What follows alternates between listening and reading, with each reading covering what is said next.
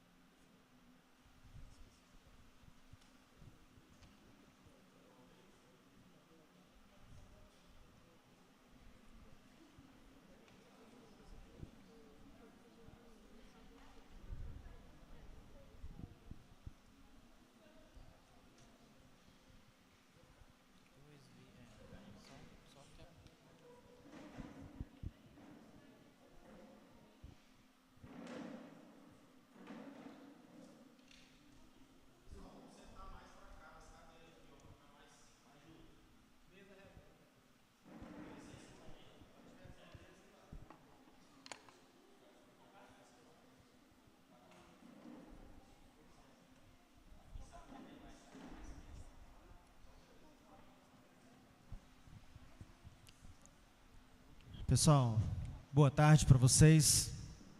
Eu quero, em nome de Jesus, dar início a essa reunião. Eu vou pedir para vocês que fiquem de pé. Nós vamos meditar na palavra de Deus nesse momento. Eu vou ler no livro de Apocalipse, no capítulo 18, apenas o primeiro versículo. Depois destas coisas, vi descer do céu outro anjo que tinha grande autoridade. E a terra foi iluminada com o seu esplendor. Amém. Eu queria apenas que você inclinasse a sua cabeça. Nós vamos falar com Deus nesse momento. Senhor Jesus, eterno Pai que estás nos céus, santificado e exaltado seja o teu nome para todo sempre. Senhor, nós mais uma vez estamos aqui na tua casa. Estamos aqui como teus filhos.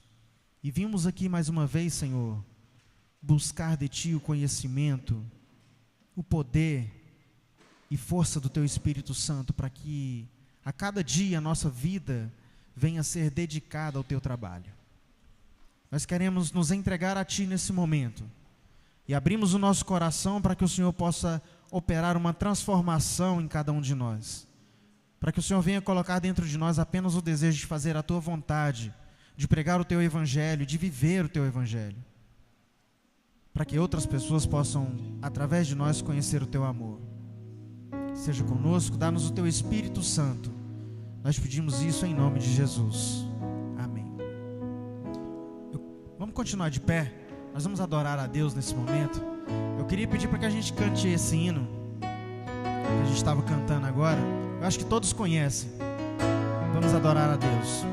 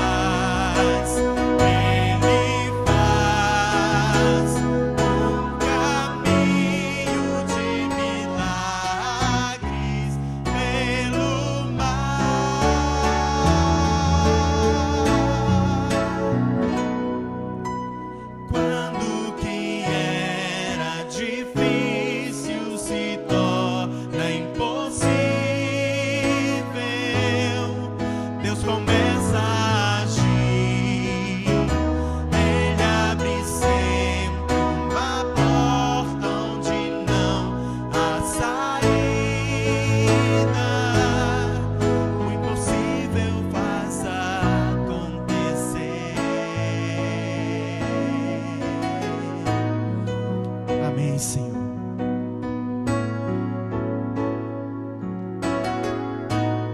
Quero dizer uma coisa para vocês. Hoje parecia impossível eu estar aqui, agora à tarde, porque eu almocei e eu fiquei com muito sono depois do almoço. E Deus abriu uma porta e operou um milagre na minha vida e na vida de vocês, porque você está aqui agora é um milagre de Deus, amém? Porque a nossa vontade era ficar em casa dormindo, era fazer outras coisas, mas nós estamos aqui, e Deus tem um propósito na nossa estada aqui, é conhecer a palavra de Deus, conhecer sobre o Evangelho, cada dia mais, e assim como Jesus, crescer na graça e no conhecimento, e alcançarmos o céu, amém? Eu ainda quero convidar vocês para que nós louvemos a Deus. Vamos cantar aquele hino que a equipe de louvor sempre canta, Nasce em Mim. Vamos pedir para que Deus nasça no nosso coração nessa tarde também.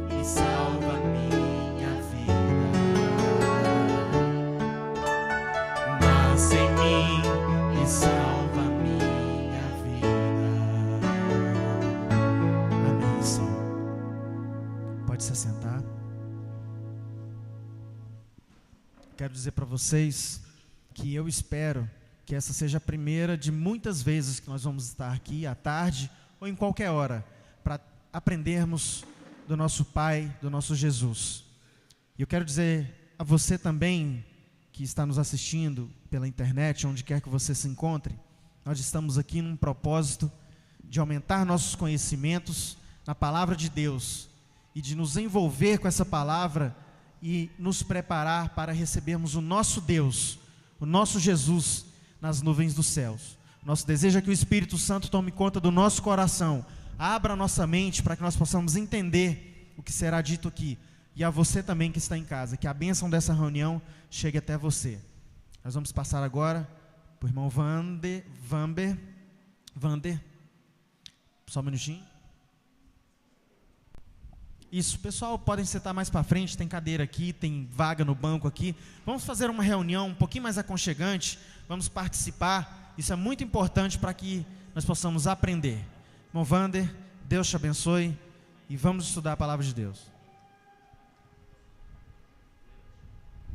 Desde já eu agradeço a oportunidade de poder estar aqui juntamente com os jovens.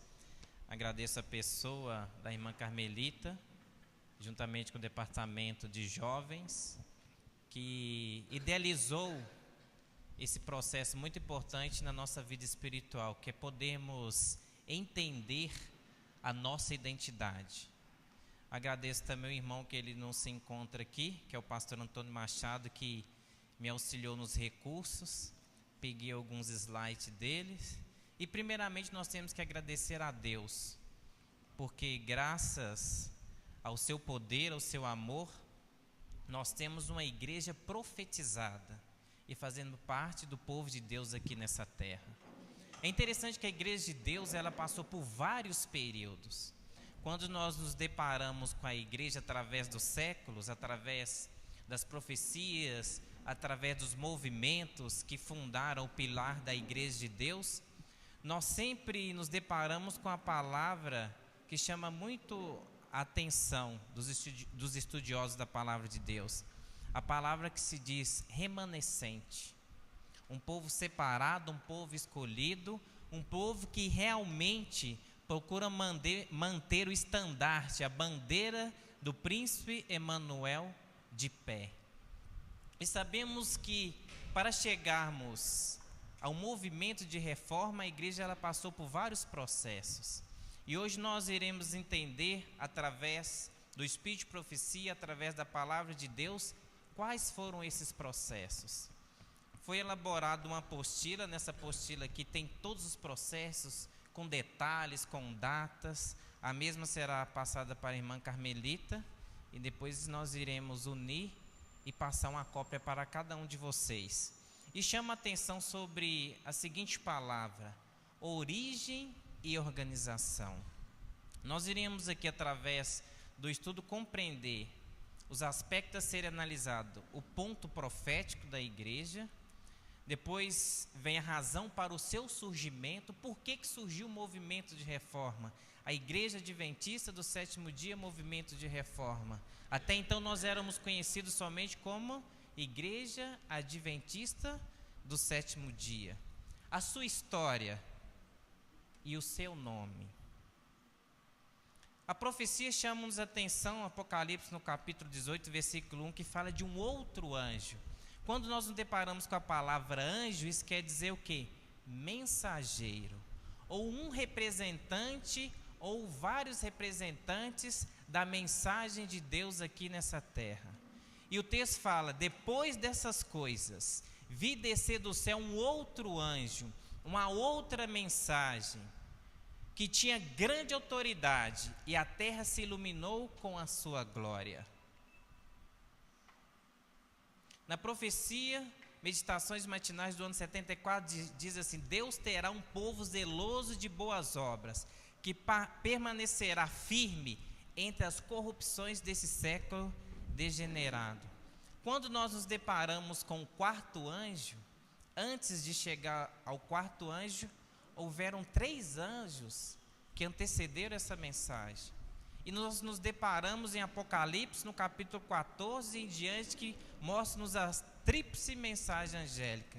As 3 mensagens que deram origem ao adventismo. Nós nos deparamos na data de 1840, está no Testemunhos para a Igreja, volume 1, a mensagem de 1840, qual foi a primeira vez que a serva do Senhor, Ellen Armand, ainda não era conhecida como Ellen G. White, que ela era ainda uma juvenil, ela tinha apenas 9 anos de idade, e em uma das pregações cuja ela foi ouvir, o primeiro anjo ali representado de Apocalipse 14, que fala a mensagem: temei a Deus e dá-lhe glória, porque é chegada a hora do seu juízo, adorai aquele que fez o céu e a terra, representava a Guilherme Mille. Ele estava pregando ansiosamente e com a palavra de autoridade sobre a vinda do Senhor, sobre o seu juízo. e aquela criança de 9 anos sentiu uma brasa ardente no seu coração. Ela pôde ouvir a voz de Deus falando no seu coração sobre uma mensagem especial. E aquela mensagem cresceu no coração daquela jovem.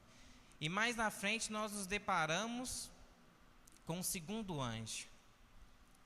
Mas antes vamos ler o que encontra-se no testemunho para ministro 411. Mas há um povo que levará a arca de Deus, pois esta prosseguirá avante e para cima até o fim.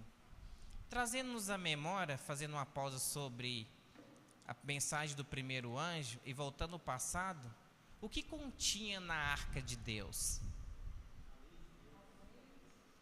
Eu te falou a lei de Deus, a Sara falou o maná, a vara que era o cajado de Arão.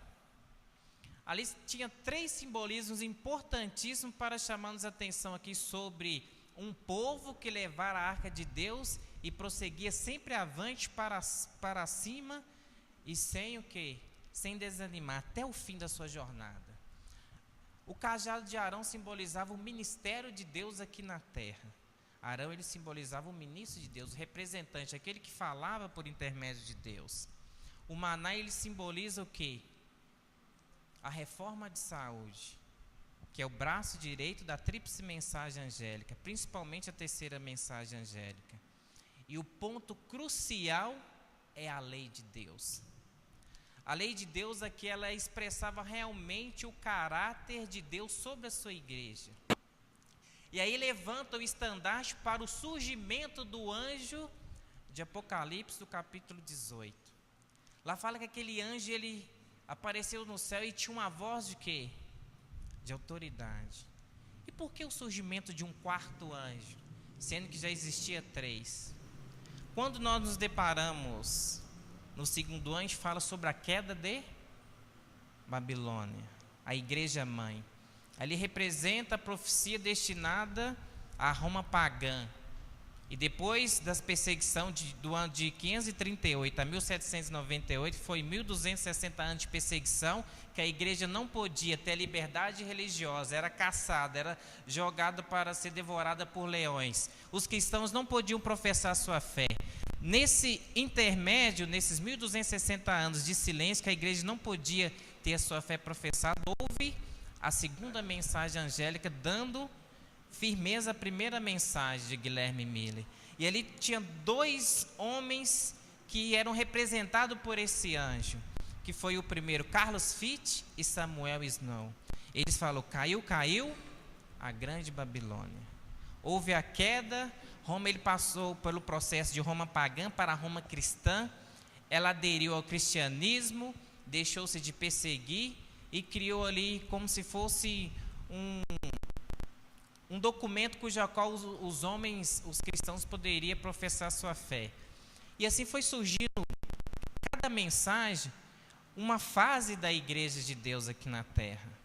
E nós nos deparamos com o conselho sobre só um momento, aqui diz conselho sobre o regime alimentar.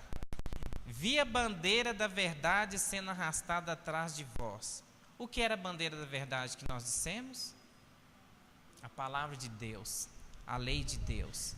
E aqui começa o quê? O entendimento para darmos aquela abertura na pregação do quarto anjo. Durante a terceira mensagem angélica, qual foi a terceira mensagem angélica? Falando sobre o sinal de um poder, que fala o sinal da besta. E durante essa terceira mensagem angélica, foi pelo intermédio de 1842 a 1843, quando eles pregaram sobre o grande movimento adventista, sobre a vinda do Senhor Jesus. Esses 3 anjos, eles firmaram o pilar do surgimento do adventismo, que quer dizer advento, a vinda de Cristo. E ali nós nos deparamos com essa passagem que fala que vi a bandeira da verdade sendo arrastada através de vós. Infelizmente, durante a mensagem de Guilherme Miller, houve um pequeno erro. E esse erro tornou-se um grande problema para os cristãos daquela época. Ele demarcou o dia da vinda do Senhor Jesus aqui na terra, dia 22 de outubro de 1844. Diz o Espírito de Profecia que se o povo permanecesse firme mediante aquela mensagem, 2 anos depois Cristo viria à terra. Mas houve o grande desapontamento. Aí nós nos deparamos com esse texto: a bandeira da verdade estava sendo arrastada através de vós. E a minoria permaneceu-se firme. Aí surge a razão. Nós nos deparamos aqui com o texto, a história da redenção 399. Vi então outro poderoso anjo comissionado para descer à terra, a fim de unir sua voz com o terceiro anjo e dar poder e força à sua mensagem. Deus, ele sempre teve o quê? Um aliado. Ele sempre escolheu alguém ou um povo para sempre fortalecer a sua mensagem nessa terra. E Deus não poderia deixar que as 3 primeiras mensagens angélicas fosse lançada em terra, perdesse o poder. E aqui Cristo, ele levanta o 4º anjo. O fundamento desse anjo era o quê? Dar força a essas 3 mensagens. Por isso que quando nós lemos lá em Apocalipse 18:1, nós fala que aquele anjo, ele iluminou a terra, e quando ele falava com autoridade. Vamos à frente. Nós nos deparamos também com o limiar da organização adventista, que foi o pilar dessas 3 mensagens. Depois nós vimos no decorrer o grande desapontamento. O Espírito de Profecia fala que ficou menos de uma dúzia, ou seja, menos de 12 pessoas que ficaram curiosas, mas por que o Senhor Jesus não veio? A mensagem de Guilherme Miller havia alcançado vários países, as pessoas estavam clamando a vinda do Senhor. Por que esse desapontamento? Aí entra no cenário um homem que teve grande importância, Irã Edson. Ele iria atravessar um milharal para reunir-se com os demais pioneiros e estudar, pedir a Deus a resposta sobre o porquê o Senhor Jesus não veio em 1844, no mês de outubro, no dia 22. E no decorrer da sua travessia do milharal, ele sentiu uma mão tocando no seu ombro. E quando ele olhou para o céu, qual foi a visão que ele contemplou? Ele viu uma porta fechando e outra porta se abrindo. Ele viu Cristo passando do santo para o santíssimo. E ele pôde compreender que no dia 22 de outubro de 1844, Cristo estava fazendo o quê? Estava abrindo a porta para o juízo investigativo. Por isso que teve que ter o 4º anjo para que ele viesse firmar essa mensagem. O juízo que viria sobre a terra, que é a primeira mensagem angélica, o temor a Deus, depois sobre a falsa doutrina que seria pregado, que iniciou-se por Babilônia, que simboliza a igreja mãe, que simboliza o poder de Roma pagã. Depois veio sobre a besta, sua imagem, o falso dia de santificação. E esse 4º anjo, ele tinha que manter firme essas mensagens, porque essas mensagens estavam demonstrando a vinda do Senhor Jesus, demonstrando o selamento do povo de Deus, demonstrando uma reforma que a igreja deveria manter-se firme. E aqui começa a organização adventista. Diz o Espírito de Profecia: seu começo foi pequeno, um simples punhado de homens e mulheres sinceros, menos de uma dúzia de crentes que se associaram a princípio numa irmandade cristã. Vamos à frente. O ponto crucial da história chama-nos a atenção nesse slide. Evidentemente, uma das razões, a importância de manter a igreja fora da política, sua repugnância a comprometer a verdade com o erro e a substituir princípios por sistemas a fim de atrair o favor do mundo. É outra razão porque esses cristãos se opõem tão fortemente a qualquer igreja que faça aliança com as autoridades civis a fim de apoiar a religião. Aí entra o fator histórico. É um ponto que muitas das vezes é escondido quando nós nos deparamos com alguns conhecedores da história e quando nós estudamos com adventistas da Promessas e outros movimentos que estão fundados sobre o advento de Cristo, que um dos princípios cuja qual eles lançaram em terra foi os princípios de manter-se o assim diz o Senhor. E muitas das vezes eles empunharam ou colocaram sobre a mente do homem que muitas das vezes quando nós somos colocados a servir a Deus com a força da nossa consciência, aí foi um ponto crucial que a igreja caiu. Eu quero relatar rapidamente pontos históricos, está na apostila que será depois confeccionada para vocês. A irmã White, ela teve uma visão em 1848, onde ocorreu a espantosa Revolução da Europa.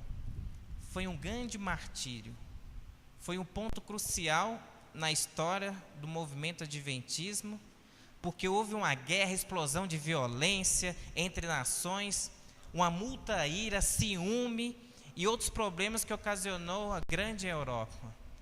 E muitas das vezes a igreja era questionada sobre mandar os seus membros a ir para a guerra. E até que a esse ponto de 1848, depois vem a guerra civil, que foi a Revolução Americana em 1866, a igreja ela mantinha firme esse princípio.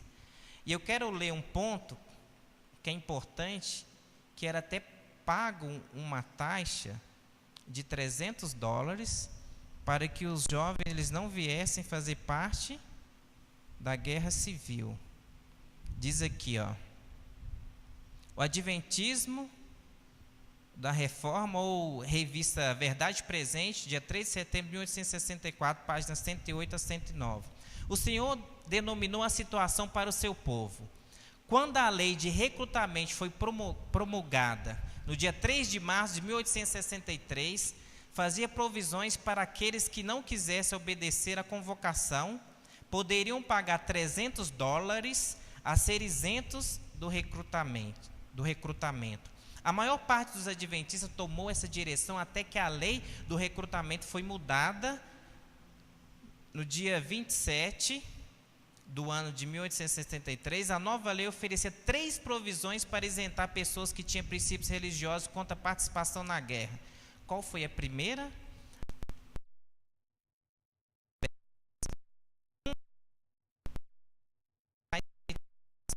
A terceira, pagamento de $300 ao governo. Os $300 era pago, os jovens eles estavam isentos da lei do recrutamento. E a igreja adventista ela manteve-se firme nessa terceira opção do pagamento pela liberdade dos jovens não serem chamados para o recrutamento militar. E até então, isso permaneceu-se firme. Mas olha como que a história da igreja de Deus, ela chama-nos atenção. Em 1888, o que aconteceu em Minneapolis? 1888, vocês lembram? Mensagem da justificação pela fé. Deixa eu chegar até aqui. Vamos só frisar um outro ponto histórico. A igreja adventista, ela firmou-se a sua associação, os documentos foram lavrados em cartório e ela passou a ser reconhecida como a Igreja Adventista do Sétimo Dia, Movimento de Reforma, Igreja Adventista do Sétimo Dia, em 1863. Foi lavrado no cartório, ela foi registrada como o povo do Advento. 44 anos depois, nós chegamos por volta de 1907. Vamos marcar essa data, 1907. Mas antes de chegarmos por esse processo de 1907, que eu vou ler um outro documento para os irmãos, a irmã White ela teve uma visão. Em 1888 ela tinha tido essa visão que a igreja de Deus ela iria passar por uma grande crise. E Deus usou 2 jovens pastores, conhecidos como Wagner e Jones. Esses 2 pastores, eles pregaram uma mensagem de advertência, uma mensagem que levaria ao povo a uma reforma, a uma mudança espiritual. a mensagem de justificação pela fé. Cristo, justiça nossa. Esses jovens foram usados por Deus porque a igreja ela estava crescendo grandemente e ela estava perdendo de vista o foco de engrandecer a Deus e os seus princípios. E nós vamos ver à frente que até mesmo a presidência da conferência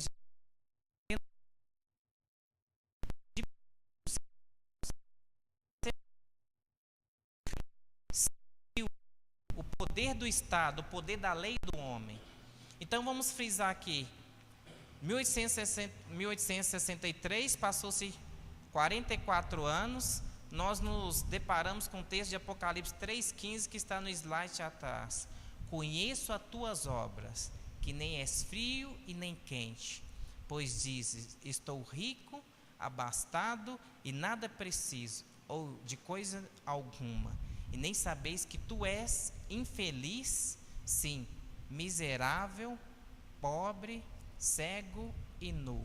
Na história da igreja nós nos deparamos com qual fase aqui da igreja em Apocalipse 3, Apocalipse 3 em diante? Lá fala sobre as 7 igrejas.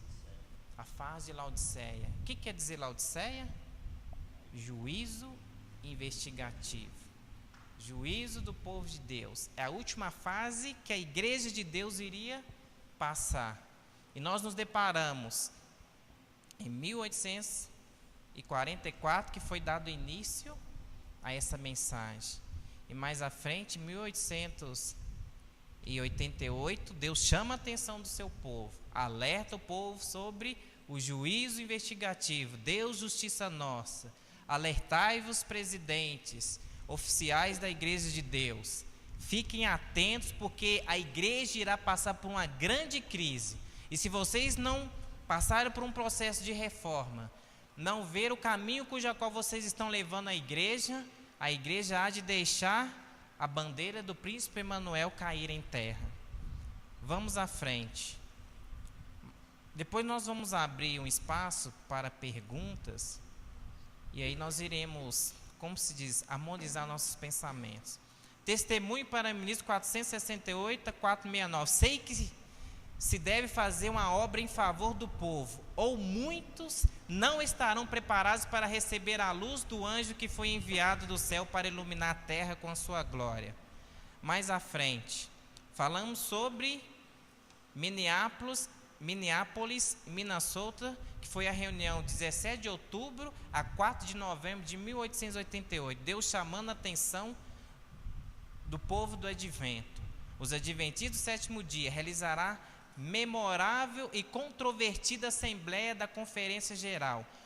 Olha tantas pessoas que estavam presentes, somente homens que tinham o poder e homens que tinham realmente cargos importantíssimos na frente da igreja. Diz lá, 90 delegados representando um quadro mundial de 26.968 membros. Vamos à frente. Eu quero ir ao desapontamento. A mensagem tinha qual a importância? Aconselho que de mim compres ouro, provado pelo fogo. O que quer dizer o ouro na profecia?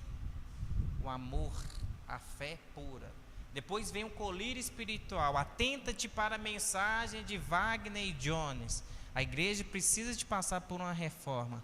Comprai de mim o colírio espiritual, para que nós venhamos enxergar o período que a igreja há de passar no futuro.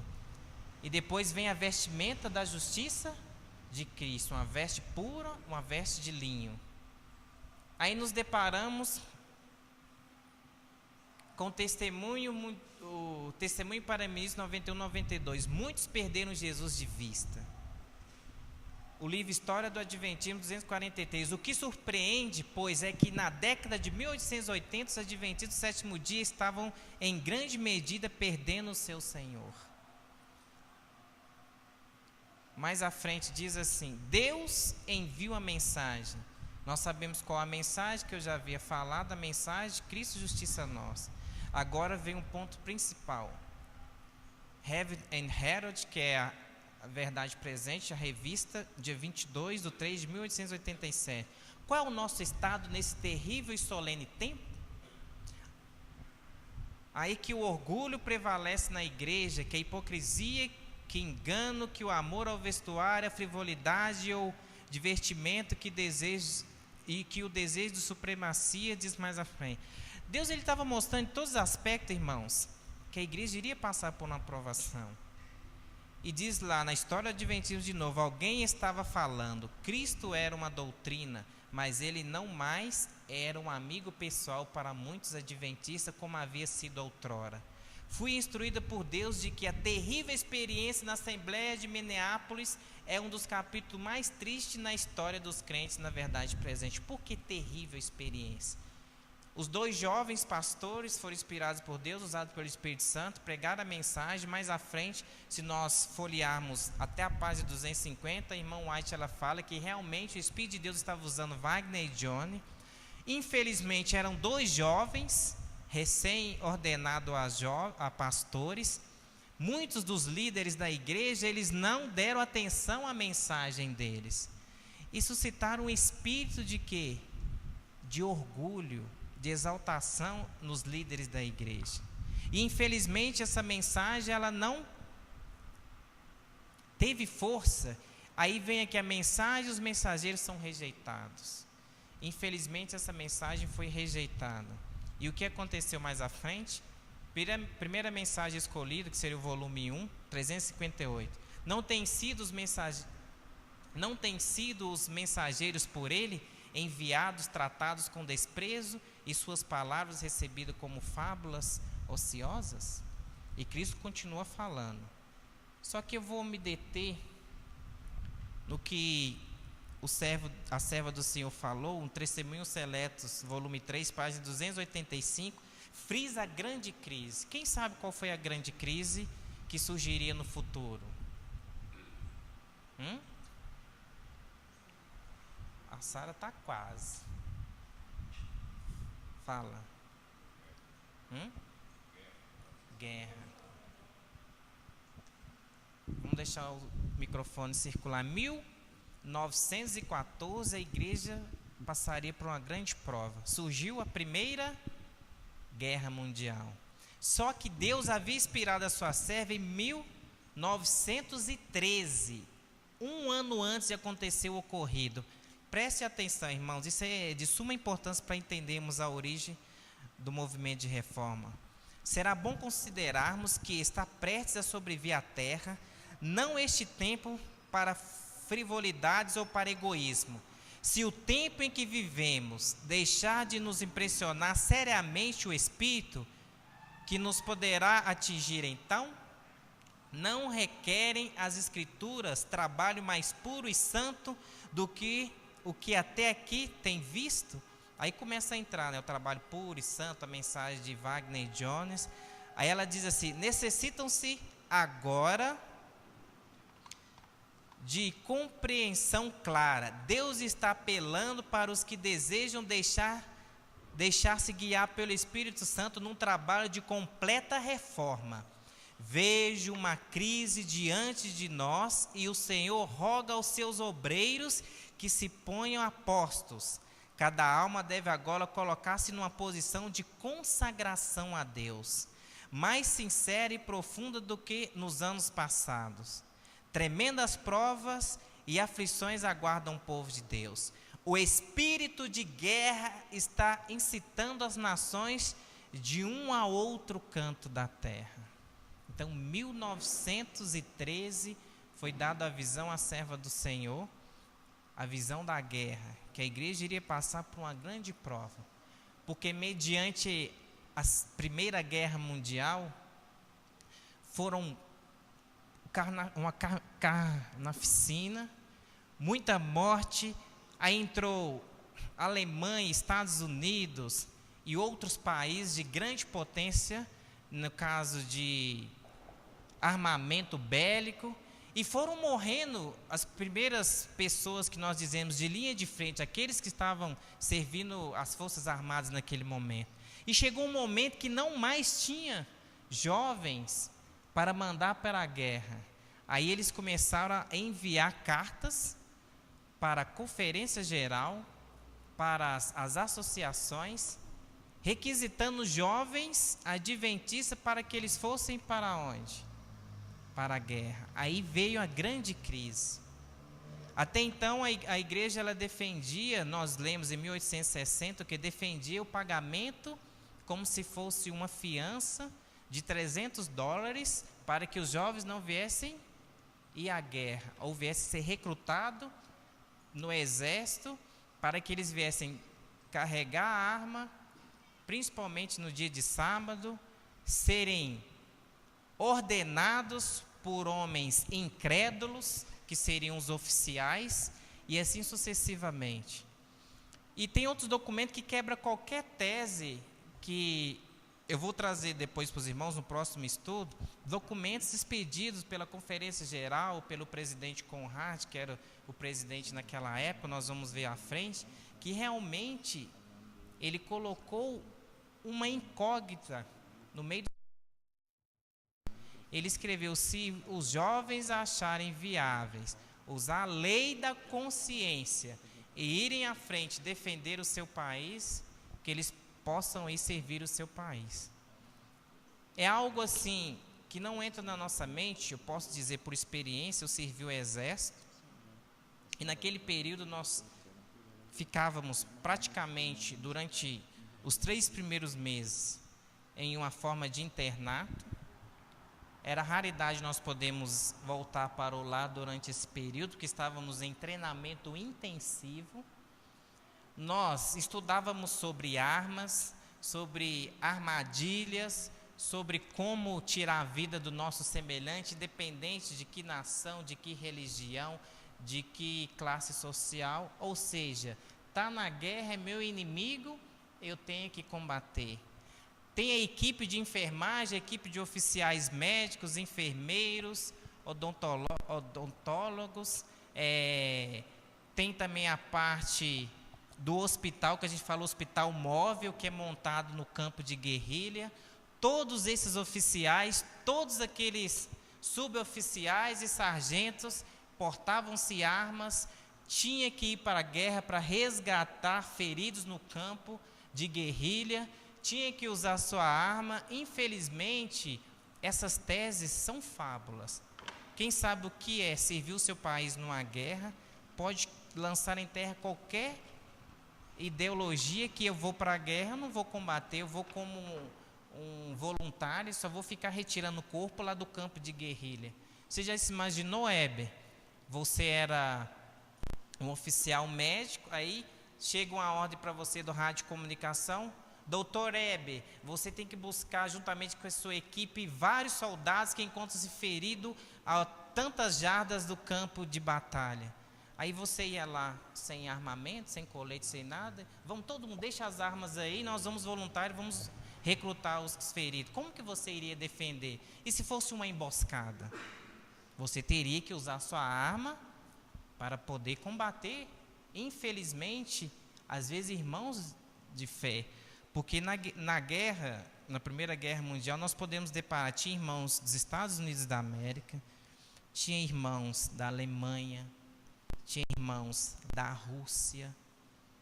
Eu vou saber, tinha estampado no armamento ou na farda do irmão que ele era um adventista, eu não poderia tirar a vida dele? Infelizmente não. Aí veio a grande crise que demilitou realmente ali o segurar do estandarte da Igreja de Deus. E o que aconteceu? Primeira mensagem escolhida, 362. O tempo de prova está exatamente diante de nós, pois o alto clamor do terceiro anjo já começou na revelação da justiça de Cristo Redentor, que perdoa os pecados. Aí entrou outros problemas. Tem que ter um lugar, um revivamento, reforma, como nós já dizemos. A igreja foi chamada a atenção dela. Aí vou mais à frente, na questão da guerra. Diz assim: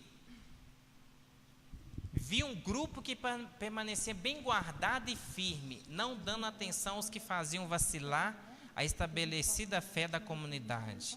Deus está guiando a saída de um povo. Ele tem um povo, uma igreja na terra, os quais ele tornou depositário da sua lei. Por que fala que é minoria?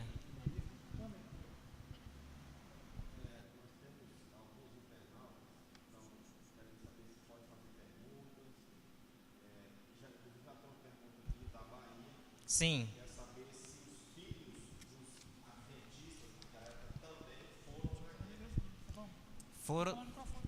Foram na guerra. Eu vou mostrar aqui um documento. Nós vamos responder a pergunta do nosso irmão, amigo, do Jim Davis, lá da Bahia. Ele perguntou se os filhos dos nossos irmãos adventistas também foram na guerra. O Wander vai responder essa pergunta. Quando nós nos deparamos sobre uma crise profetizada em Grande Conflito 607, eu vou ler e depois vou buscar aqui na parte da guerra em Berlim, no 4 de agosto de 1914. Lá o Espírito de Profecia, a irmã inspirada por Deus, que foi a escritora Ellen White, diz assim: ao aproximar-se a tempestade, uma classe numerosa que tem professado fé na mensagem do terceiro anjo, mas não tem sido santificada pela obediência à verdade, abandona sua posição passando para a fileira do adversário. E em vindo à prova, estão prontos a escolher o lado fácil, popular, tornando-se os piores inimigos de seus antigos irmãos. Quando os observadores do sábado forem levados perante os tribunais para responder sobre sua fé, estes apóstatas serão os mais ativos agentes de Satanás para representá-los falsamente e os acusá-los, incitando os governantes contra eles. Aí nós vimos, quando fala sobre a questão da crise da Primeira Guerra Mundial, o Espírito de Profecia nos relatou que permaneceu a minoria. Então vamos aqui, a maioria nos abandona. Eu vou ler em um documento, mais à frente eu vou dizer a página e aonde for escrito, para o nosso irmão internauta ter uma ideia mais fixa que, infelizmente, a ordenância, o presidente da Conferência Geral, que foi naquela época Conrad, ele abriu, infelizmente, a brecha nos princípios da Igreja de Deus. Qual foi essa brecha? Qual é o mandamento que fala não matarás? Diz lá, o sexto mandamento, não matarás. E o quarto mandamento, ele frisa sobre a santificação do dia do Senhor. Então vamos unir o nosso pensamento no que diz o documento. No início da Primeira Guerra Mundial, quando o governo exerceu a pressão adicional sobre nossos dirigentes, alguns se curvaram a instruir os membros da igreja a servir nas forças armadas no sábado, como fazem os outros soldados no domingo. Em uma carta dirigida pelo ministro da Guerra em Berlim, a 4 de agosto de 1914, foi feita a seguinte declaração: muito ilustre senhor general e ministro da guerra, sendo que frequentemente nosso ponto de vista concerne ao nosso dever para com o governo, bem como nossa posição no serviço militar em geral, e especialmente sendo que nossa recusa de servir em tempo de paz no sábado é considerada fanática. Tomo, portanto, a liberdade de apresentar a Vossa Excelência a seguir os princípios dos adventistas do sétimo dia na Alemanha, especialmente agora na presente situação de guerra. Conquanto permanecemos nos fundamentos da Sagrada Escritura e procuremos cumprir os preceitos do cristianismo, guardando o dia de repouso, o sábado, que Deus estabeleceu no princípio, tendo por lado todo o trabalho nesse dia. Todavia, nesse tempo de tensão, nos unimos em defesa da pátria, e sobre essas circunstâncias também portaremos arma no sábado. Neste ponto, tomamos nossa posição na passagem encontrada em 1 Pedro 2, 13, 17, assinando o presidente Schubert. Está no texto, está no livro chamado Hammett and Kramer, página 25 e 26. Então aqui, devido à pressão do Estado, que ele estava pressionando os presidentes, os líderes da nossa igreja, infelizmente, nós nos deparamos com essa declaração. O presidente, ele escreveu uma carta, fala com o jovem irmão, e se ele quiser, eu mando essa apostila no e-mail dele. E se não ficou bem claro, mais à frente ele vai entender. Aqui, como o Estado estava pressionando grandemente a igreja, e a igreja ela se torna impotente mediante o Estado, ela teve que rever. Como diz a Sara, claramente, eles teve que se render ao poder do governo. E, infelizmente, lançaram em terra o quê? A lei de Deus. E deixaram bem claro. Eu tenho alguns documentos, irmãos, são documentos verdadeiros, eu não trouxe aqui porque nós estamos estudando sobre o movimento de reforma, mas são documentos editados pela própria igreja, vamos dizer igreja do Advento, não vamos aqui separar a classe, pela própria igreja, demonstrando o ato de enviar os jovens. Todos foram da revista Adventista, eu tenho todos, página tal, todos xerocados, originais da própria revista. Infelizmente, dando essa abertura à impotência da igreja. Wander, ele mandou o e-mail dele e a gente, para você, por gentileza, mandar para ele essa carta com esse documento, tá, para ele poder mostrar para outras pessoas lá. Tá ok, eu agradeço até mesmo ele, em primeira pessoa, e os demais internautas que estão comunicando conosco, que muitas das vezes fica realmente essa dúvida. Nós não estamos aqui defendendo igreja, nós estamos aqui defendendo os princípios de Deus. Deus é que salva. Não sou porque eu faço parte da Igreja Adventista, Sétimo Dia, Movimento de Reforma, quer dizer que eu vou ser salvo. Não, quer dizer que nós temos que viver o princípio da salvação. E aqui está mostrando na história, na profecia, como Deus ele profetizou uma outra igreja, um outro movimento que realmente deveria manter a bandeira do príncipe Emanuel de pé. Por isso que existe o quarto anjo. É uma questão assim, a se pensar sobre esse assunto, porque conforme os 10 mandamentos, a lei é muito clara, não matarás. Mas muitas vezes, em nome de Deus, a ordem foi de que os israelitas entrassem e não deixassem ninguém vivo. Algumas pessoas que estão de fora podem imaginar, mas como existe um Deus tão controverso, que dá um mandamento, não matarás, mas dá uma ordem tão expressa de que entre naquela cidade, não deixe ninguém vivo, destrua pela raiz. Existem 2 pesos e 2 medidas? Nós temos que nos situar na história. Nós sabemos que em cada período da igreja, a igreja de Deus ela tinha uma mensagem para o seu tempo e vivia a mensagem daquele tempo. Nós vimos que a igreja de Deus, podemos dizer assim, o povo de Israel que simbolizava o povo de Deus, era um povo de guerrilha, um povo de batalha, era um exército forte, bem treinado, e tinha ali como símbolo da presença de Deus a arca do Senhor. Aí nós entramos na primeira parte da história da igreja de Deus, podemos dizer assim, da história do povo de Deus. Nós vimos que durante o Antigo Testamento havia muitas batalhas. Até então, muitas dessas batalhas, Deus enviava o seu exército para que aquela terra, ou aquela cidade, ou aquela nação fosse destruída, para que o povo reconhecesse que o povo de Israel era um povo diferente. Você falou na questão se haveria 2 pesos, 2 medidas. Naquela época, ele seguia a ordenança de Deus. Porque Deus, aquelas cidades pagãs, como Sodoma, como Gomorra e outras cidades, Deus sabia que aquele povo não exaltava o seu nome, não fazia a sua vontade. Isso não quer dizer que Deus era um Deus tirano, um Deus de sangue, um Deus que realmente queria que essas pessoas fossem destruídas. Mas Deus ele dava oportunidade para os seus filhos.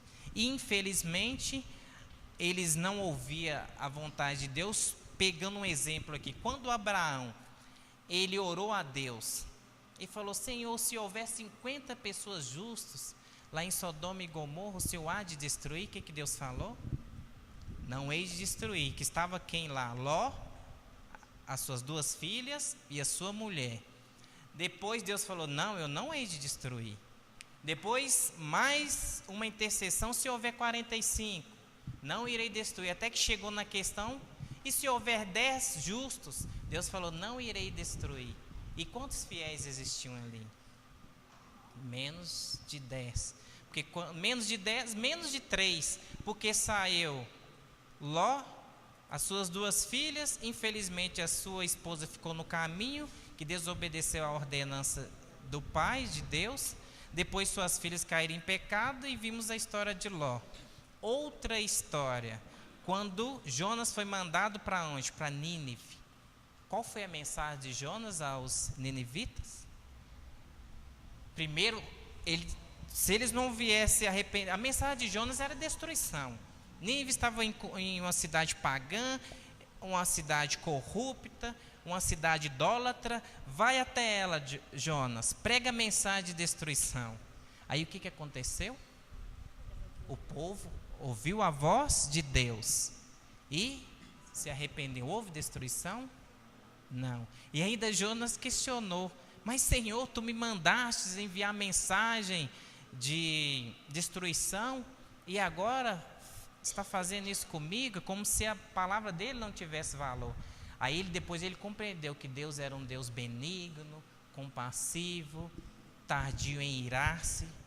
Então nós temos que compreender, nos situar nas questões, na história, porque quando um povo se levantava contra o povo de Deus e desonrava a Deus no período lá dos livros das primeiras Reis, livros de Juízes, bem no início do caminhar da história da igreja de Deus, ele levantava um povo para defender. Até então nós temos que entender que depois que Cristo ele pregou a mensagem do amor na sua própria pessoa, aí mudou a história da igreja de Deus. Era em vão o derramamento de sangue. Por isso que Cristo ele chamou-nos a atenção para o seu sacrifício. Quando Pedro ele desembainhou a sua espada e tirou a orelha daquele soldado, o que Cristo fala? Cristo falou? Aquele que levantar a sua espada, com a sua espada será ferido. E Cristo tocou na orelha daquele homem e a restituiu. E Cristo ele começou a demonstrar a mensagem da igreja de Deus daquele período para frente, que era uma mensagem de salvação, de amor e não de derramamento de sangue. Sobre a guerra, é interessante dizer que quando começou a guerra, Ellen White ela morava nos Estados Unidos. Ela era da região dos Estados Unidos. E a guerra estava acontecendo na Alemanha, no caso, né? Isso. Então eles não deixaram ela exatamente a par de tudo que estava ocorrendo. Não era como os dias de hoje, que você manda um e-mail ou que você faz uma ligação. Ela não estava a par. E Deus estava revelando a ela aquilo que havia de acontecer. Olha que interessante. Deus estava preparando principalmente a Alemanha, que era o palco, berço da guerra, ao quê? Aos irmãos da Conferência Geral, para que eles viessem estar preparados para manter-se firme nos princípios da Igreja de Deus. E até então nós vimos, infelizmente, a pressão do governo, a pressão do Estado sobre os presidentes da nossa igreja. E o que aconteceu? A igreja impotente teve que abrir mão. Ainda um ponto crucial que nós devemos hoje nos apegarmos e não deixar que isso cresça dentro do nosso povo, dentro do movimento do adventismo, é aquele detalhe que é dito aqui na carta. Fala assim sobre circunstância da consciência. Muitas das vezes fazemos o que a consciência acha que deve ser feito. Foi um ponto que abriu a brecha para a igreja passar pela crise. Se eles mantessem firmes, seguros na bandeira de Cristo, e demonstrassem que a igreja, que Deus exige que os seus filhos não venham trabalhar no sábado, que não derrame sangue do seu semelhante, eu tenho certeza que Deus iria intervir e ia arrumar uma solução. Mas infelizmente, como a igreja ela estava impotente, os presidentes não deixaram a voz de Deus falar e sim usou a voz da consciência, houve essa controvérsia, houve essa queda da igreja. Só para vocês terem mais em mente, no Dom de Profecias, na página 97 e 98, diz assim: a tempestade aproxima-se e precisamos estarmos preparados para resistir à sua fúria. O Senhor se levantará para sacudir terrivelmente a terra. Milhares de navios serão arremessados às profundezas do mar. Esquadras irão a pique. Vidas serão sacrificadas aos milhares. O Dom de Profecia, de novo, diz assim: quem poderá prever o arremessamento de milhares de navios ao fundo do mar, quando as minas e os torpedos e os submarinos muito mal eram conhecidos e não se imaginava seu emprego numa tão grande escala como na Grande Guerra? Mas literalmente milhares de navios foram arremessados nas profundezas do mar durante a guerra de 1914 a 1918. Aí, infelizmente, surgiu aqui a presidência, como falei, presidente da divisão europeia, por ocasião da guerra de 1914, era o presidente Conrad. Ele era vice-presidente da Conferência Geral e presidente da divisão da Europa em 1922. Ele foi pressionado pelo Estado, manteve-se, infelizmente, essa carta que os jovens poderiam ir defender o seu país, ou se fossem recrutados, o Estado mandasse uma carta para a Igreja da Fama hoje: aqui tem jovens de tanta idade, eles têm que ir para o exército. Aí era dado a liberdade de consciência. Vamos mais à frente, estamos chegando ao fim. Cadê a irmã Carmelita?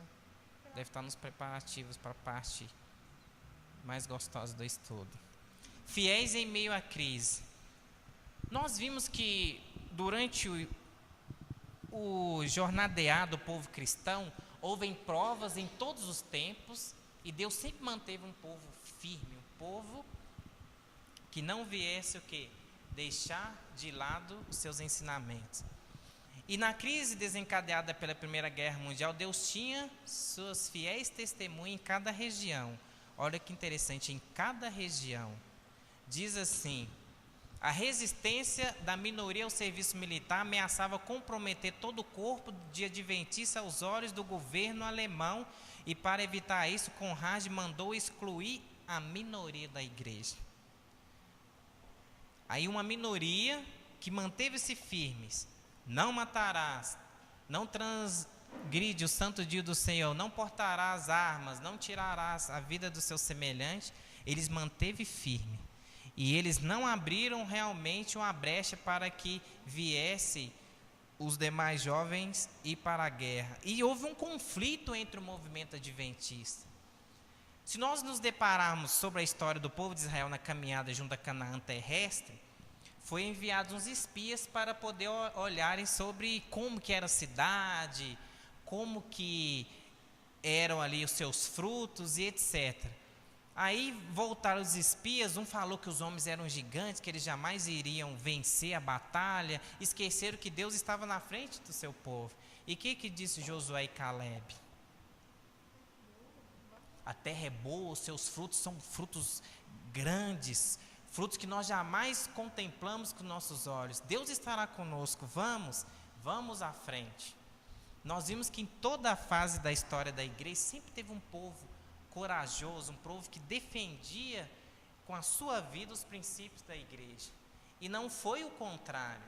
Nós vimos que nessa controvérsia da igreja, a minoria, eles manteram-se firmes e manteve ali realmente a lei de Deus com estandarte estampado. Não deve mandar o jovem para a guerra. A igreja não pode abrir essa exceção. E infelizmente, o que o presidente fez? Escreveu uma carta, mandou para as associações e uniões do campo, faz com que essa minoria sejam excluídas, ou seja, não façam mais parte do corpo dos adventistas. Vou acelerar, creio que muitas das coisas que os irmãos já entendem.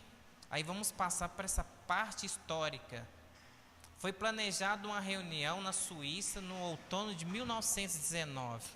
A guerra terminou em 1918. E essa minoria, eles planejaram mandar realmente uma carta pedindo para que a presidência da igreja viesse rever os conceitos. É como se eu estivesse mandando uma carta, querido irmão e presidente Conrado da Conferência Geral, a guerra terminou, tivemos vários jovens e irmãos mortos, infelizmente. Como vai ficar a posição da igreja? Vocês me excluíram. Por que vocês me excluíram, sendo que nós fazemos parte desse povo que defende os princípios do Senhor? E foi feita a reunião no mês de outono de 1919. Diz assim: o resultado do contato mútuo de reformistas de vários países foram tomadas providências para efetuarmos a reunião na Suíça no fim de 1999. Por que está falando aqui a palavra? Esses irmãos, essa minoria, foram chamados de quê? De reformistas. O que quer dizer o termo reformista?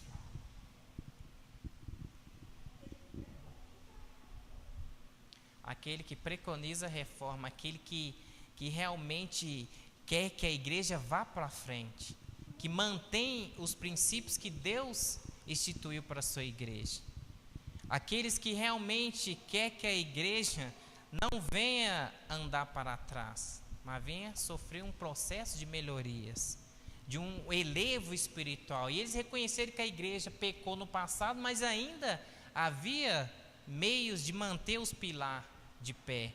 Aí houve esse irmão na história, que é irmão, acho que é o Otton Webb. Ele escreveu uma carta para a conferência, dizendo assim: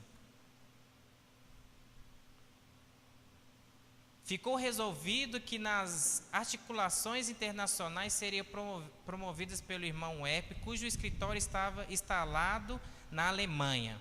Não havia até então a ideia de se formar uma organização independente.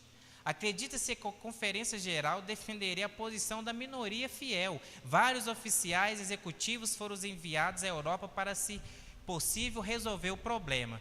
Durante os meses de junho e julho de 1920, eles visitaram vários países onde centenas de membros haviam sido excluídos da comunhão da igreja. E nós continuamos no resultado. Aí o que ocasiona? A conferência na Alemanha, representantes do movimento opositores. Aí nós vimos que houve a conferência na Alemanha, houve aqui o resultado. Só um momento. Dia 21 a 23 de julho de 1920, a comissão dos chamados opositores esteve com a delegação reunida em assembleia para tratar do assunto da guerra e das exclusões dos que permaneceram fiéis à lei de Deus em tempo de guerra. Aí houve essa minoria, reuniram com os oficiais de vários países da Igreja Adventista do Sétimo Dia, pedindo que fosse revido as suas exclusões, que eles não tinham por que serem excluídos, sendo que eles estavam mantendo o princípio fiel da igreja cuja qual ela defendeu lá em 1860, na Revolução Francesa, também em 1914, antes do início da guerra, e assim sucessivamente. Eles estavam chamando a atenção da presidência da igreja. Não, nós temos que manter fiéis os princípios que Deus nos havia ensinado. O porquê da nossa exclusão? Aí nós vimos a resposta, está escrito na história dos Adventistas do Sétimo Dia, Movimento de Reforma, na página 68. O irmão da Conferência Geral adota na época a posição segundo a qual todos deviam seguir sua própria consciência no tocante à lei de Deus no que diz respeito à participação da guerra. Foi assim que na Assembleia de 1920 o pastor Daniels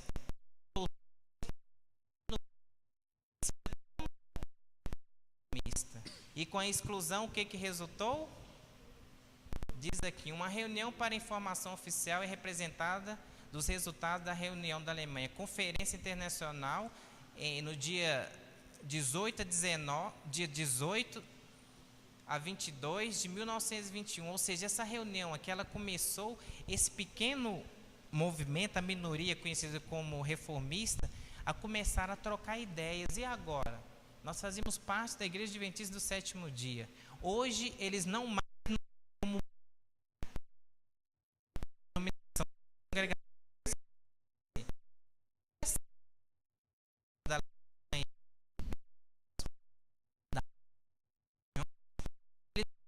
Aqui essa conferência internacional para estudar o que iria acontecer. Aí surgiu aqui a Assembleia dos Defensores da Antiga Fé Adventista. Essa assembleia ela começou no ano de 1922, como nós vimos.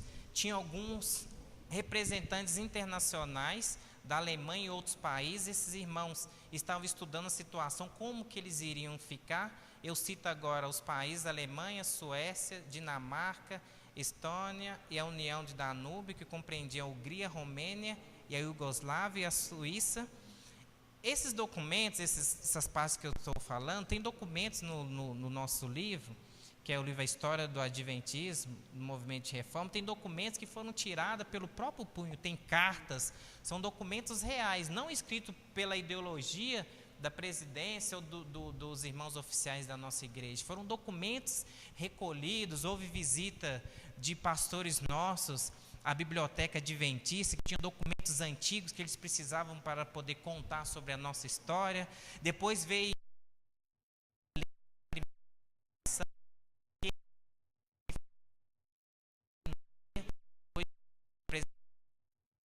reformista do Sétimo Dia.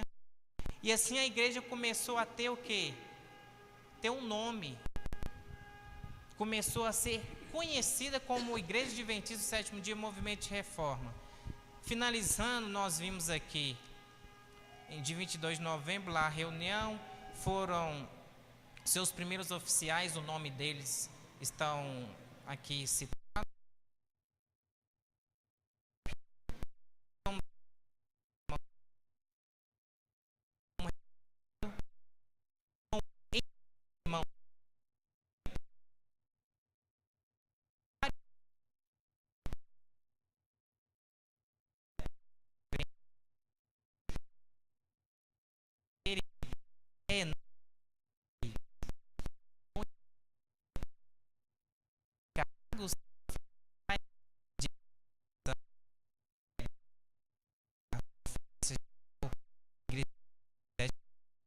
Eram irmãos que tinham peso na igreja.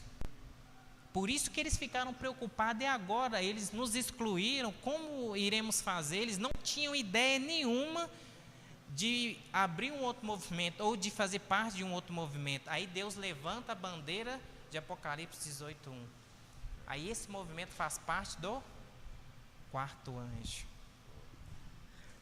Sobre o Ellen White, antes da guerra acabar, a nossa irmã Ellen White já não estava mais entre nós, né? Ela já havia falecido.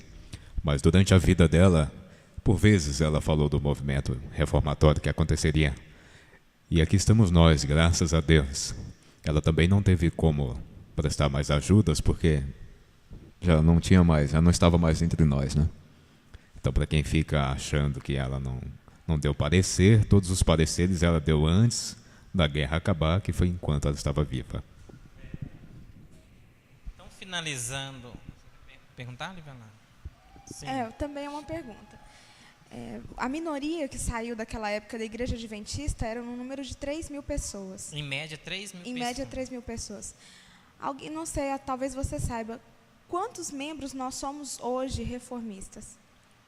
Em média, assim, pelo que eu tinha lido na revista Observador da Verdade, nós éramos, em média, hoje não chegamos a mais de 90 mil no mundo. 90 mil membros. Nós estamos na média de 85 mil membros. Continuando a minha pergunta, com esse número, a gente sabe que, dentre o que nós conhecemos da Bíblia, é teoricamente impossível que um adventista do sétimo dia faça parte de um número especial chamado 144 mil. Até porque eles não acreditam nessa contagem. A previsão de que nós chegamos a um número de 144 mil vai demorar muito, né? Porque de 90 anos para cá, praticamente. Nós estamos em 90 mil. Se a gente continuar nessa média, ainda demora bastante a chegar em 144. Não, essa ideologia que os adventistas não serão salvos em 144 mil, muitas das vezes ela não se condiz. Porque quando nós falamos que Deus ele sempre teve e sempre terá o início do estudo, como eu havia dito, sempre terá, como foi a palavra que eu falei, gente? Me fugiu a memória, um povo... Deus sempre terá um remanescente.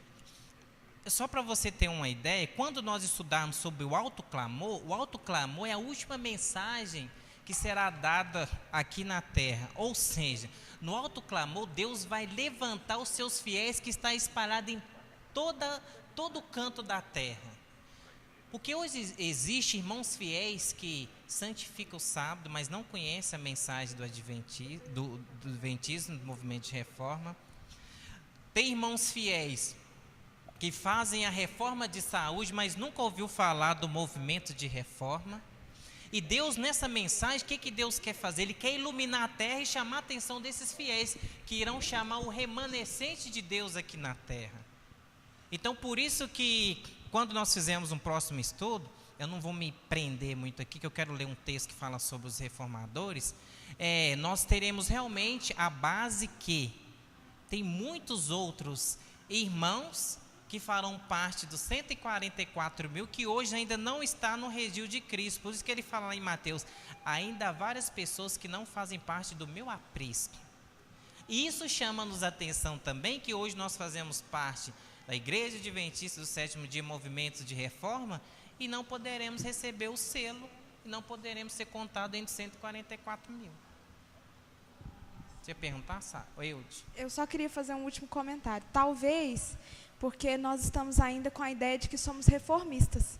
Nós não passamos a ser reformadores. Verdade. A gente ainda está pregando a mensagem de reforma, mas a gente não vive essa reforma. Você tocou numa palavra reformadores. Para finalizar o estudo, vai chamar-nos a atenção aqui sobre a questão de reformadores. Não devemos nos prender à palavra reformista. Porque quando a igreja de Deus, independente de hoje fazer parte aqui do movimento de reforma, mas quando ela passar pelo processo de reformadores em toda a terra, nós iremos abreviar a vinda do Senhor Jesus. Eude.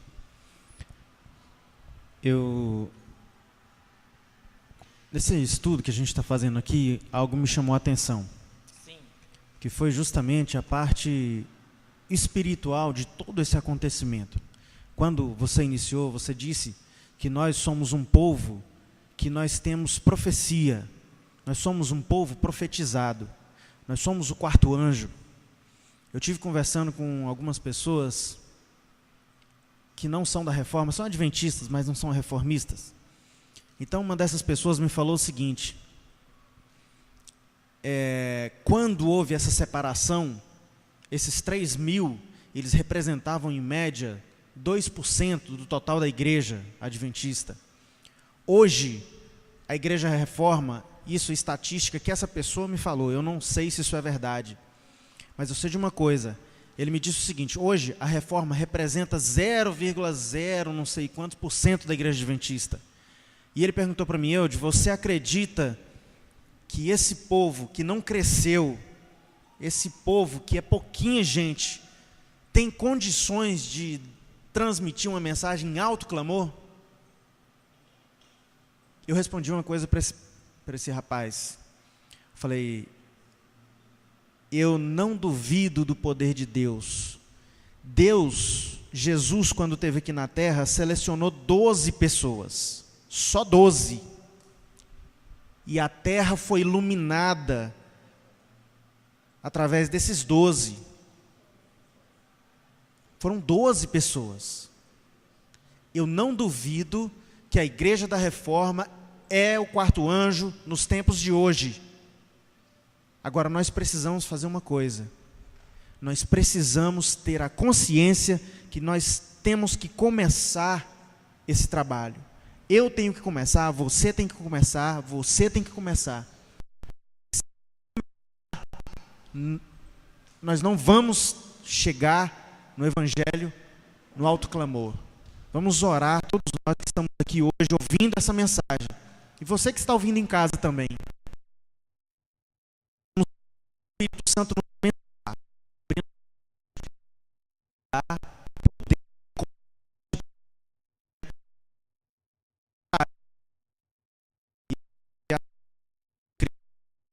nós podemos fazer isso. Amém? Amém.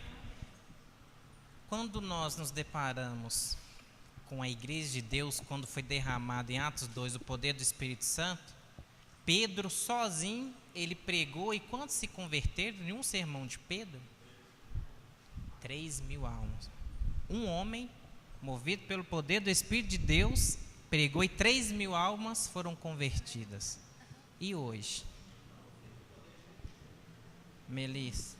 Bem, outra coisa que a gente vale a pena questionar, ele falou que a Igreja Adventista realmente cresceu, mas a gente tem que questionar de que forma ela cresceu, o que ela prega hoje.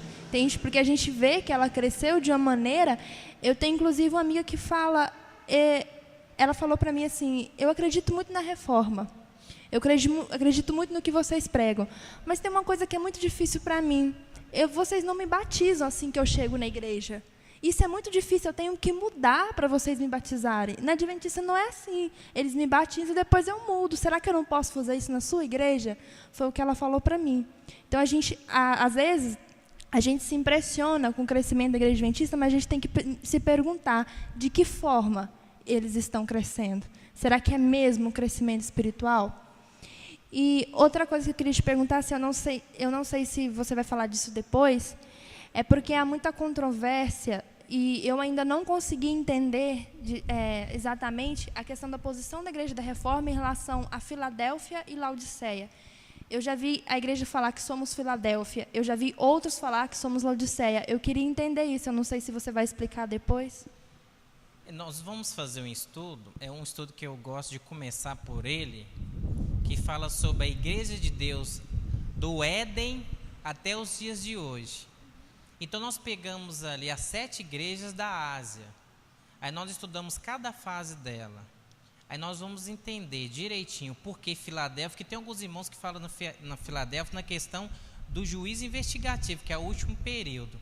E quando fala da igreja de Éfeso, nós devemos ser por causa do amor fraternal, que a igreja ela tinha um fervor que realmente cativava as almas naquele período. Então nós vamos deixar esse estudo sobre a Igreja de Deus do Éden até nossos dias de hoje, que aí fica mais fácil da gente entender. E está no... pode ir. Desculpa. Gente, eu só queria falar uma coisa para vocês. Quando eu falei dessa minha conversa com o rapaz da Igreja Adventista, eu quero deixar bem claro, eu não quis abrir uma discussão entre Reforma e Igreja Adventista de maneira nenhuma, entre os motivos e entrar em méritos de questão, de maneira nenhuma. O que eu quis dizer é que eu acredito que nós somos o quarto anjo e, independente de qualquer coisa, nós precisamos fazer esse trabalho. Não importa a Igreja Adventista, importa o que eu sou hoje. Eu não quero saber se eles são milhões, importa o que eu acredito que eu sou hoje. Eu quero dizer para vocês que eu tenho plena consciência que eu preciso me consagrar a Deus, para que Deus possa me usar, para que eu possa falar a mensagem em alto clamor, independente de qualquer coisa. Eu não quero criar aqui nenhuma discussão entre mérito de Reforma e Igreja Adventista, de maneira nenhuma. Obrigado. Boa tarde, gente. Complementando o que o Wilde falou, nós que pregamos que somos reformistas, né? Os jovens, se nós não acreditarmos que nós somos o quarto anjo, Deus não vai fazer obra em nós. E por isso talvez a igreja não despertou ainda, mas eu tenho consciência que Deus um dia vai tocar no coração de todos que estão aqui, da nossa igreja, e nós vamos entender e compreender no nosso coração que nós somos o quarto anjo e nós vamos levar a mensagem a esse mundo. Aí, para Deus não existe barreiras, né? Uma pessoa pode conquistar milhões. Amém. Vamos colocar-nos de pé? Tem uma pergunta? Sim. O internauta pergunta assim: crer fielmente e exclusivamente em seus próprios princípios religiosos, independente da instrução religiosa, pode ser usado como um critério para haver salvação? Pois assim como temos convicção de nossa religião, temos convicção que nossa religião é a verdadeira, existem milhares de judeus, por exemplo, que têm a mesma convicção e até morrem por isso. Aí entra a questão. Uma vez no passado, quando nós estudamos sobre as 2.300 tardes e manhãs, nós vimos que no ano 37 Cristo foi crucificado, ele foi morto. E pelos seus amigos, diretamente podemos dizer, pelos judeus que eram conhecedores e doutores da lei. Agora, trazendo-nos para o nosso dia de hoje. A igreja de Deus, para ela ser realmente reconhecida como a igreja do Senhor Jesus, ela tem que estar estampada o caráter de Cristo Jesus. E o caráter de Deus, primeiramente, é espelhado aonde?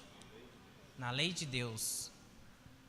Os 10 mandamentos. Que lá em Mateus está resumido em 2 grandes mandamentos. Que o primeiro fala: amarás o teu próximo como a ti mesmo, e a Deus sobre todas as coisas. Amarás o próximo como a ti mesmo. Vem do 5º mandamento até o 10º. Honre teu pai e tua mãe, não matarás, não adulterarás, não levantarás falsos testemunhos. Isso é tudo com o homem, eu com o homem. Então a lei do 5º ao 10º mandamento é o ser humano para com o ser humano. E quando fala sobre Deus, o segundo grande mandamento adorarás o seu Deus de espírito e verdade, e sucessivamente fala do primeiro mandamento ao 4º, que é o dever do homem para com Deus. E Deus depois, através da sua palavra, com o decorrer do século, nós estudamos sobre as 7 igrejas, nós vamos ver que Deus hoje, Ele tem a mensagem para a sua igreja, aquela igreja que não está realmente fazendo o que Deus está pedindo, que Ele diz: verdadeiramente serão reconhecidos como meus amigos, se vocês fizerem o que eu vos peço, o que eu vos mando. Então, se uma igreja, infelizmente, ela não está santificando os princípios de Deus, ela não será reconhecida como uma igreja de Deus. O que diz aqui, desejar de todas as nações, página 210, para finalizarmos o nosso estudo. Quando os reformadores pregavam a palavra de Deus, não tinham ideia alguma de se separar da igreja estabelecida. Os guias religiosos, porém, não toleravam a luz, e os que a conduziam eram forçados a buscar outra classe, a qual estava ansiosa da verdade. Em nossos dias, poucos dos professos seguidores da reforma são atuados pelo espírito da mesma. Poucos estão à escuta da voz de Deus e prontos a aceitar a verdade, seja qual for a maneira por que se apresente. Muitas vezes os que seguem os passos dos reformadores são forçados a retirar-se da igreja que amam, e a fim de declarar o positivo ensino da palavra de Deus. E muitas vezes os que estão à procura da luz são, pelos mesmos ensinos, obrigados a deixar a igreja de seu pai, a fim de prestar obediência a Deus. Então, que Deus nos abençoe. Tem mais alguma pergunta? Não, eu só queria, a respeito da pergunta que foi feita pelo internauta, que eu acho que Deus vai cobrar também de acordo com o conhecimento de cada um, né? Tem pessoas que têm outras religiões, judeus, e o conhecimento que eles tiveram foi aquele, e eles são fiéis no que eles conhecem. E eu acho que é isso que faz a diferença. Agora, se você tem a oportunidade de conhecer, você deve buscar a instrução e pedir para o Espírito Santo iluminar qual que é a igreja de Deus nessa terra. Deus não leva em conta o tempo da ignorância, ou seja, linguagem de hoje, Deus não leva em conta o tempo da falta de conhecimento. Então, cada um, ele será ou prestará conta a Deus ao seu conhecimento. Isso não quer dizer que eu tenho que cruzar o meu braço e deixar o tempo passar. Quando nós fizemos um estudo aqui sobre a doutrina da salvação, Aí nós vamos entender, a igreja de Deus tem que estar mediante aquilo que Deus escreveu para os dias de hoje. O passado, as mensagens foram diferentes. Então que Deus nos abençoe, nos possibilite cada vez mais a entender da sua mensagem. Vamos colocar-nos de pé e cantar essa mensagem maravilhosa. Eu peço eu de que venha à frente e nos auxilie para finalizarmos o santo dia.